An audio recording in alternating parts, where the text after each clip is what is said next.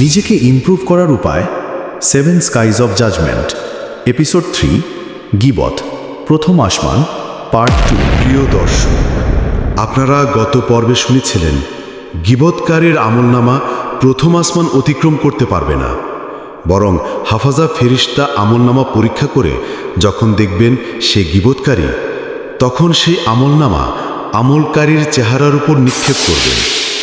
নাউজবিল্লাহ। আজ দ্বিতীয় আসমানের আলোচনা করতে চেয়েছিলাম, তবে এক ভাইয়ের অনুরোধে গীবত পর্ব 2 নিয়ে এসেছি। যেহেতু বিষয়টি ধারাবাহিক, তাই প্রিয় দর্শক, আপনারা কুরআন সুন্নাহ নূর চ্যানেলটি সাবস্ক্রাইব করে সাথেই থাকুন। পবিত্র কুরআন শরীফে মহান আল্লাহ পাক ইরশাদ, হে ঈমানদারগণ, তোমরা অনেক ধারণা থেকে বেঁচে থাকো। নিশ্চয়ই কিছু ধারণা গুনাহ। অন্যের গোপন রহস্যের অনুসন্ধান করো না, এবং তোমরা একে অপরের গীবত করো না। তোমাদের কেউ কি তার মৃত ভাইয়ের গোশত খাওয়া পছন্দ করবে? তোমরা তো তা অপছন্দই করো। মহান আল্লাহ পাক ওনাকে ভয় করো। নিশ্চয়ই মহান আল্লাহ পাক তিনি তাওবা কবুলকারী, পরম দয়ালু। সূরা হুজরাত 8 শরীফ 12। গীবতের প্রকারভেদ। ওলামায়ে কেরামের পরিভাষায় গীবত মূলত 2 প্রকার।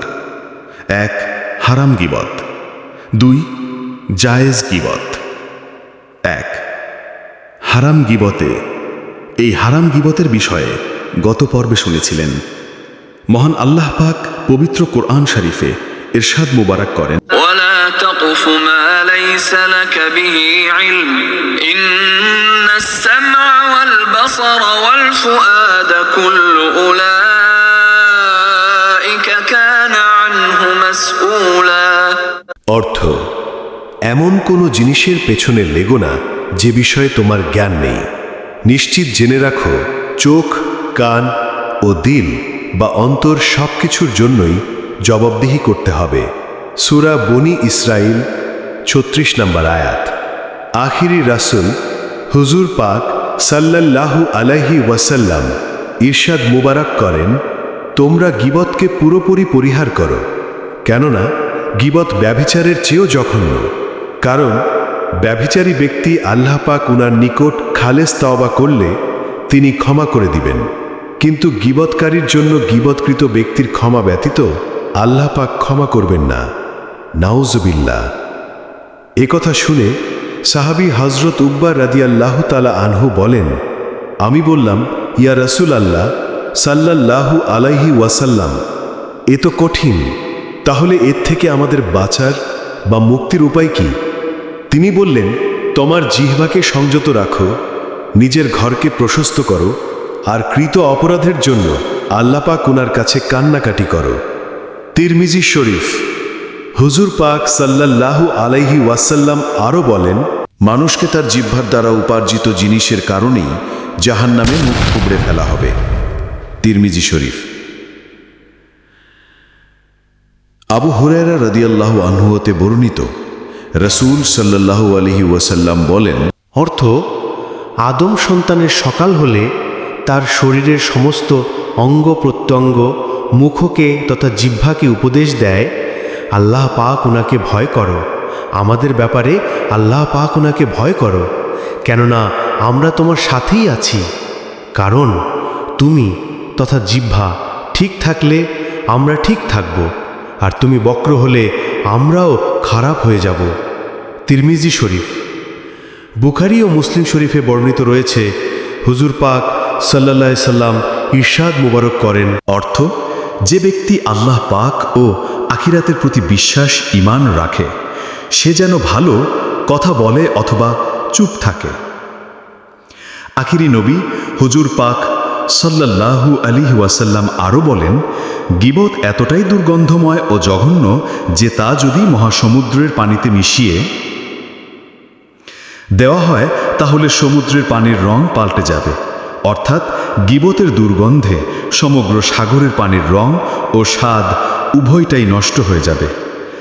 নবীজি সাল্লাল্লাহু আলাইহি ওয়াসাল্লাম উনার জামানায় যদি কেউ গীবত করত, তাহলে সেখান থেকে গীবতের দুর্গন্ধ পাওয়া যেত, কারণ তখন গীবতের অস্তিত্ব ছিল খুবই কম। এত দুর্গন্ধ, এত জঘন্য, কিন্তু এখন কি আপনি সেই দুর্গন্ধ পান? হ্যাঁ দর্শক, আপনাকে জিজ্ঞেস করছি।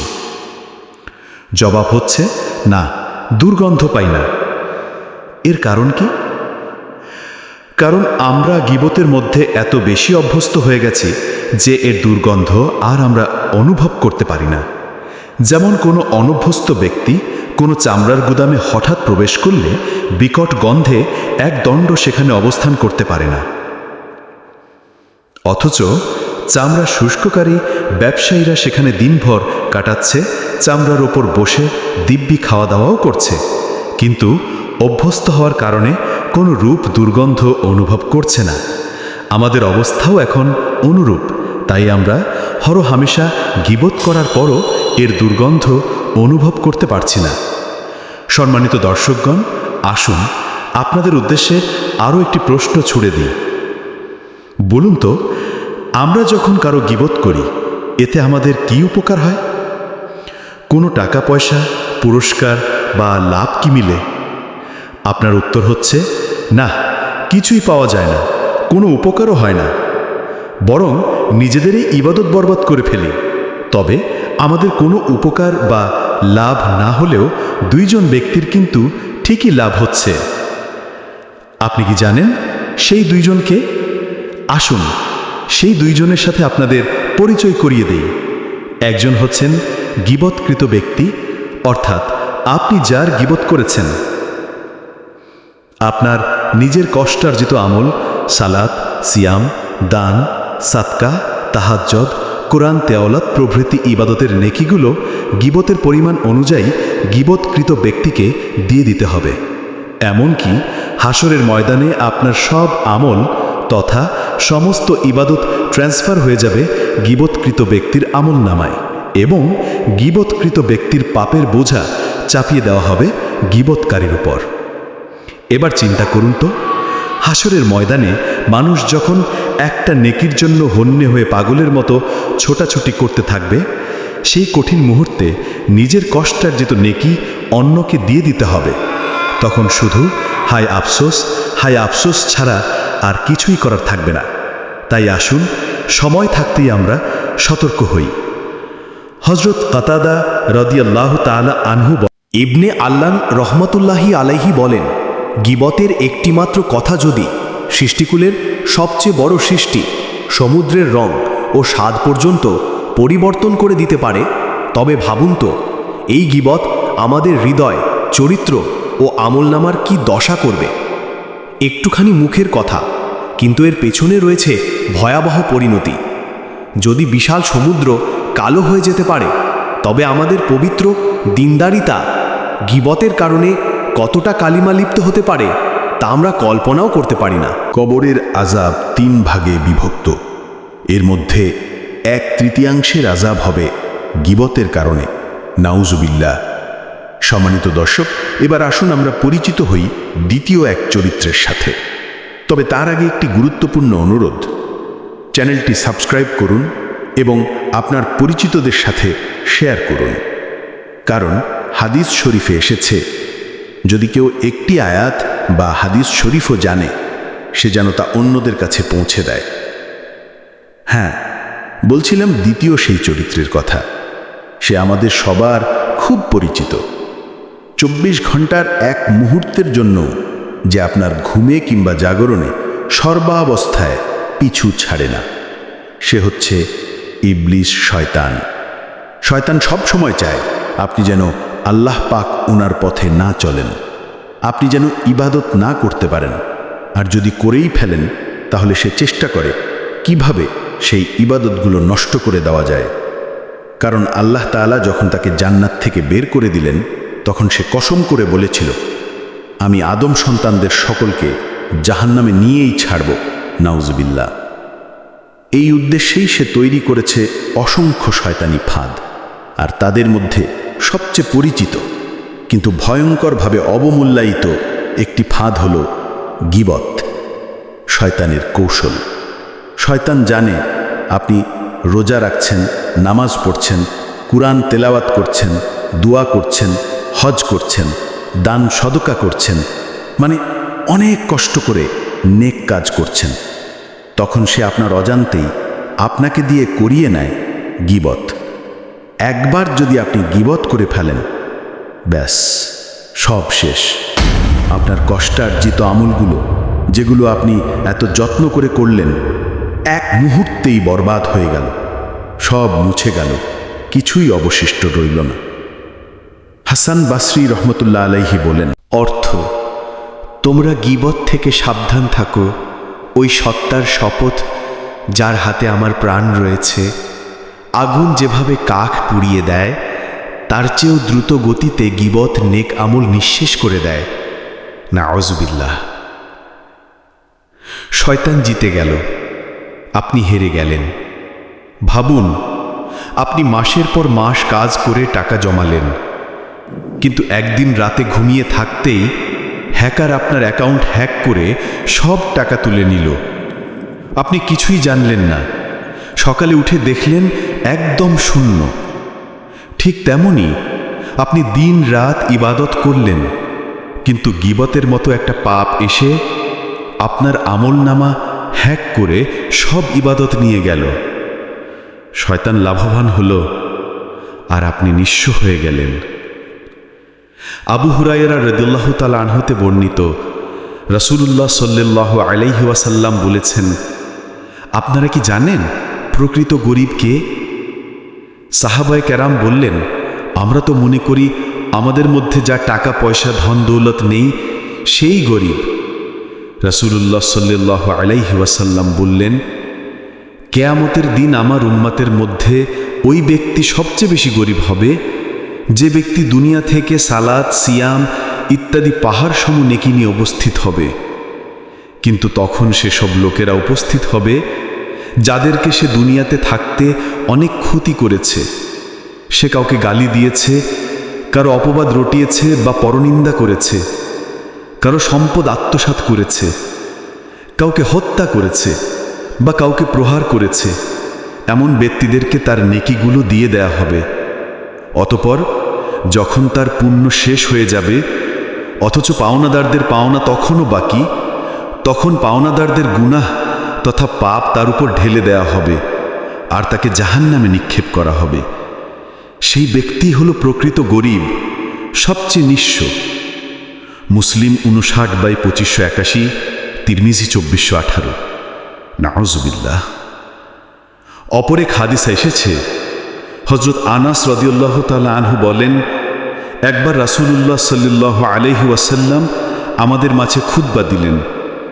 খুতবায় তিনি সুদের ভয়াবহতা তুলে ধরে বলেন, কোনো ব্যক্তির জন্য 36 বার ব্যভিচারে লিপ্ত হওয়ার চেয়েও মারাত্মক অপরাধ হল 1 দিরহাম সুদ গ্রহণ করা, আর সবচেয়ে বড় সুদ হল মুসলিম ভাইয়ের সম্মানে আঘাত দেওয়া বা গীবত করা। নাউজুবিল্লাহ।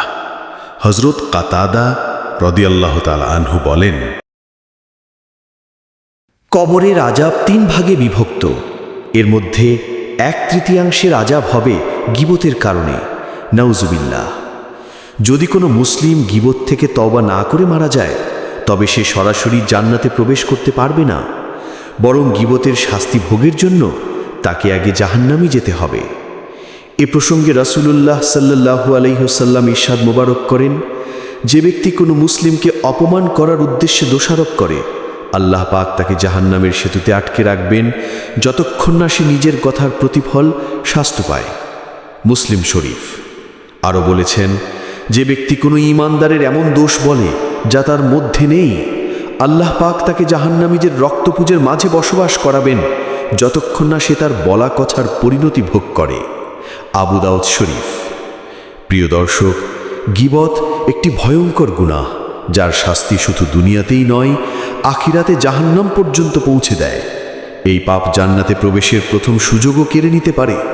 তাই আসুন, কাউকে পেছনে নিন্দা করার আগে একবার থামি, নিজেকে প্রশ্ন করি, আমি কি এমন কিছু বলছি যা আল্লাহর রাগের কারণ হতে পারে? আর যদি কোনোভাবে গীবত করে ফেলি, সঙ্গে সঙ্গে তওবা করি, ক্ষমা চাই এবং তা থেকে ফিরে আসার প্রতিজ্ঞা করি। যারা গীবত থেকে বিরত থাকে, তাদের ইবাদত ইস্যুদি প্রথম আসমানের দরজা অতিক্রম করতে পারবে। আল্লাহ পাক আমাদের সবাইকে গীবত ও ও জিহ্বার সকল গুনাহ থেকে হেফাজত করুন। হে আল্লাহ পাক, আমাদেরকে গীবতের ভয়াবহতা উপলব্ধি করার তৌফিক দিন। আমাদের আমলনামা কলুষিত হওয়ার আগে শয়তানের ফাঁদ থেকে মুক্ত করুন, আর আমাদেরকে খাঁটি মুসলিম হিসাবে কবুল করুন। আমিন। শেষ করছি হযরত আবু হাতেম বুস্তি রহমতুল্লাহ আলাইহি উনার একটি মূল্যবান উক্তি দিয়ে। সবচেয়ে লাভজনক ব্যবসা হলো আল্লাহ পাকের জিকির, আর সবচেয়ে ক্ষতিকর ব্যবসা হলো মানুষের সমালোচনা করা। যদি এই কোরআন ও সুন্নাহ শরীফের বাণী সমৃদ্ধ আলোচনা আপনার হৃদয় ছুঁয়ে থাকে, তাহলে দয়া করে একবার শেয়ার করুন। হতে পারে আপনার একটি শেয়ার কাউকে গীবতের ভয়াবহতা বুঝতে সাহায্য করবে। একটা শেয়ার হতে পারে কারো জন্য হেদায়েতের দরজা। আর যেহেতু বিষয়টি একটি ধারাবাহিক সিরিজ, আমরা পর্যায়ক্রমে আলোচনা করব 7 আসমানে আমলনামার যাচাই বাছাই প্রক্রিয়া নিয়ে কুরআন ও সুন্নাহর আলোকে। তাই সামনে আসছে 7 স্কাইজ অফ জাজমেন্ট পর্ব 4। ইনশাআল্লাহ আরও গুরুত্বপূর্ণ বিষয় তুলে ধরা হবে। তাই চ্যানেলটি এখনই সাবস্ক্রাইব করুন, যেন পরবর্তী পর্ব মিস না হয়ে যায়। আল্লাহ পাক আমাদের সবাইকে সঠিক হেদায়েত দান করুন, আমল করার তৌফিক দান করুন। আমিন। আল্লাহ হাফেজ।